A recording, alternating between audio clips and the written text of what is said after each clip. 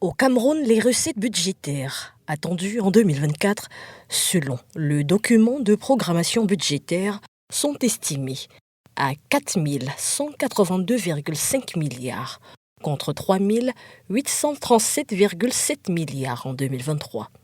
Dans sa circulaire, le chef de l'État camerounais a fixé le budget 2024 à 6 472,4 milliards.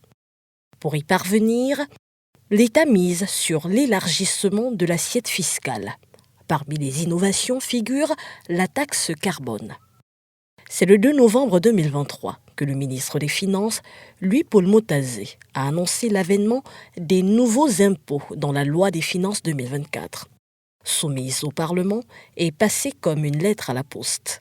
À en croire Louis-Paul Motazé, ces nouveaux impôts sont destinés à élargir davantage l'assiette fiscale du pays, en allant vers de nouveaux contribuables qui constituent des niches qui échappent encore au fisc, et non à surtaxer davantage ceux qui le sont déjà.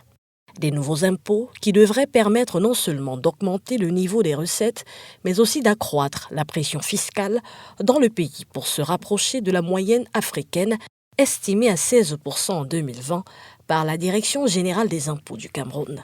Une situation pas du goût du patron du groupement interpatronal du Cameroun, Célestin Tawamba, qui, commentant la loi des finances 2024, déclare, je cite, « C'est toujours dans une frilosité que nous abordons la loi des finances dans notre pays, parce que les chefs d'entreprise ne demandent pas à quelle sauce ils vont encore être mangés, et ça ne nous a pas loupé », ironise-t-il. Un moment difficile pour l'environnement des affaires, qui se confirme par un taux d'inflation d'environ 8%, soit le plus important sur les 2 dernières décennies, avec une croissance de 3,8%, preuve qu'il y a une perte de pouvoir d'achat. Dans toute économie normale, on se serait attendu à ce qu'une loi de finances relance l'économie, d'appui à la consommation et au pouvoir d'achat, mais ça a été tout le contraire, ajoute le président du JICAM. Autre parent pauvre de cette loi des finances, la productivité, puisqu'elle n'accompagne pas le secteur privé. Bien plus, elle augmente les coûts de production.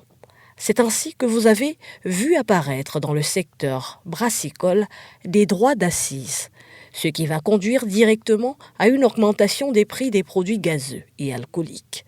Un impact économique considérable, également perceptible au niveau du pouvoir d'achat, puisque cette loi fera en sorte que certains salariés payent plus d'impôts sur le revenu des personnes physiques.